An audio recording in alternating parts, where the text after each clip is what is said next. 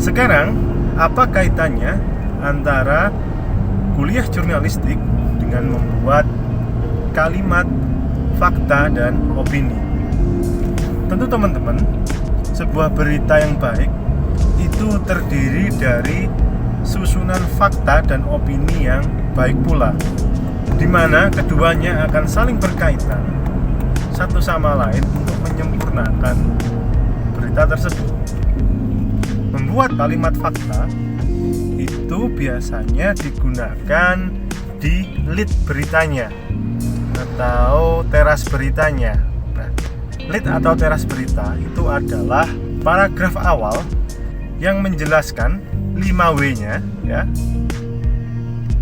What, who, when, where, why, itu di paragraf pertama.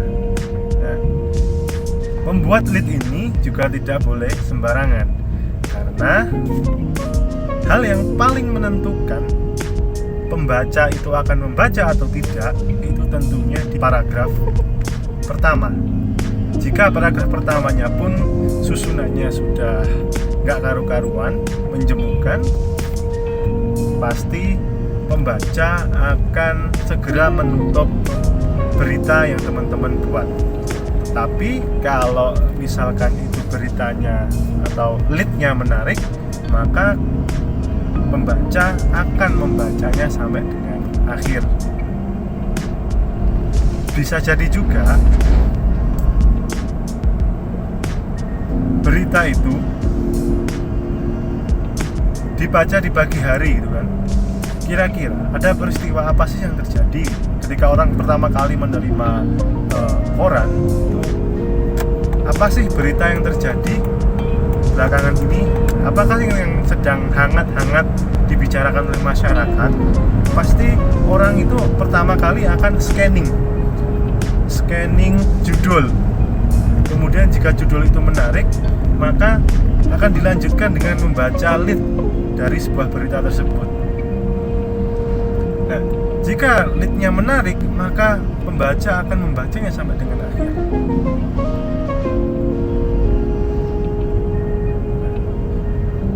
Seperti itu. Jadi saya sendiri pun merasakan juga seperti itu ketika membaca sebuah koran itu kan.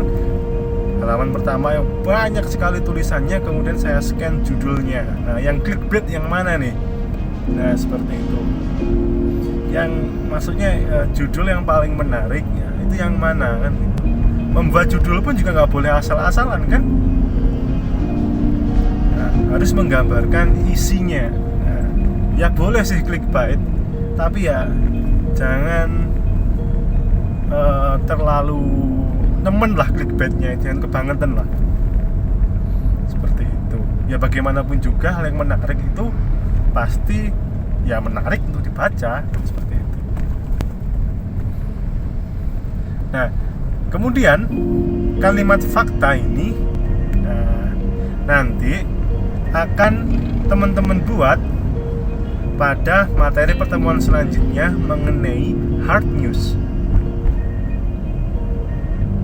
Hard news itu adalah berita yang hot, berita yang panas, berita yang harus cepat-cepat dikabarkan, berita yang harus apa lagi?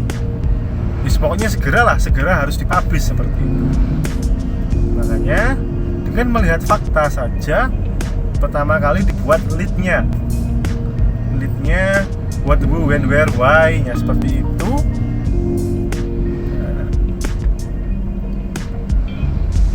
Baru sisanya adalah hanya how-nya.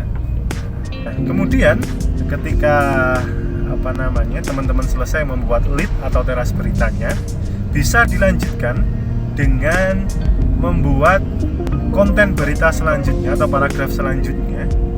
Itu bagaimananya. Nah, biasanya ini akan berupa pendapat-pendapat dari orang-orang yang menyaksikan peristiwa tersebut. Tugasnya seorang jurnalis adalah menyampaikan apa yang diutarakan oleh orang-orang yang dimintai keterangan tadi. Tentunya yang diucapkan oleh saksi-saksi itu tadi atau orang yang melihat peristiwa itu akan berupa opini, berupa pendapat.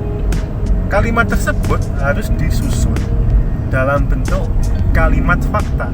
Teman-teman sebagai jurnalis jangan pernah untuk membuat saripatinya, ya bukan jangan nggak boleh gitu, enggak, cuman hindari untuk membuat intisari dari perkataan seorang saksi tersebut, karena bisa jadi yang dimaksudkan itu pun kan berbeda. Nah, seperti paling gampang ya dikutip aja, dikasih tanda petik, nah seperti itu. Fakta yang terungkap, nah, jadi kalimat opini itu adalah kalimat yang diutarakan oleh saksi. Faktanya bahwa sedang menjelaskan sebuah peristiwa, nah dalam bentuk opini. Nah seperti itu teman-teman. Nah ketika teman-teman nanti menulis intisarinya, nah kalau itu ternyata salah, maka teman-teman harus bertanggung jawab atas kesalahan tersebut. Nah seperti itu. Nah, kemudian narasumber, ya muncul lagi narasumber tadi, saksi ya istilahnya ya. Saksi dari fakta tersebut itu nggak hanya satu, bisa jadi dari pendapat-pendapat yang lain.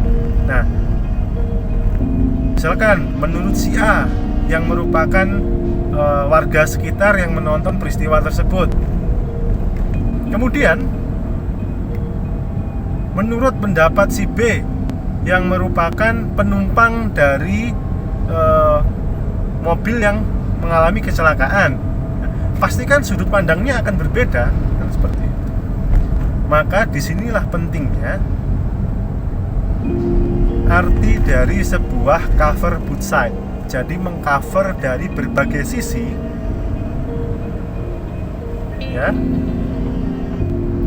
agar kesimpulan akhir pembaca itu bisa terbentuk dari tulisan yang teman-teman buat.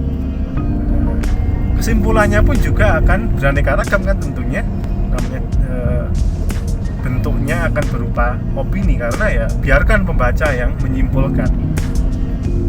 Nah seperti itu kawan-kawan sekalian, itu adalah hard news. Nah sekarang bentuk berita yang soft news. Nah bentuk berita yang soft news itu, nah ini karakteristiknya tentu berlawanan dengan hard news. Kalau tadi di dalam hard news itu adalah berita hot yang harus segera dipublikasikan, atau berita yang paling update agar segera dipublikasikan. Kalau soft news ini biasanya lebih menekankan pada sisi lain daripada sebuah peristiwa. Kemudian nilai sosialnya, maksudnya nilai tulisannya itu biasanya lebih bernilai kemanusiaan. Nilai-nilai kemanusiaannya ditonjolkan. Jadi bukan keterbaruan beritanya, ya meskipun itu juga penting, tapi kita akan menuliskan sudut pandang lain dari sebuah peristiwa, diarahkan pada kemanusiaan. Ciri-ciri kalimatnya pun juga akan lebih enak gitu kan, karena menulisnya pun lebih fleksibel. Maksudnya di sini tidak terlalu kaku, karena tuntutan berita hard news tadi yang harus segera dikabarkan. Jadi bagaimana rekan-rekan penulis, rekan-rekan jurnalis ini bisa untuk mempengaruhi perasaan daripada pembacanya. Nah, seperti itu kawan-kawan. Nah, mungkin kurang lebihnya seperti itu. Nah, jika ada salah kata dari saya mohon maaf. Kalau ada pertanyaan silahkan aja tulis di kolom komentar. Oke, sekian dulu dari saya. Wassalamualaikum warahmatullahi wabarakatuh.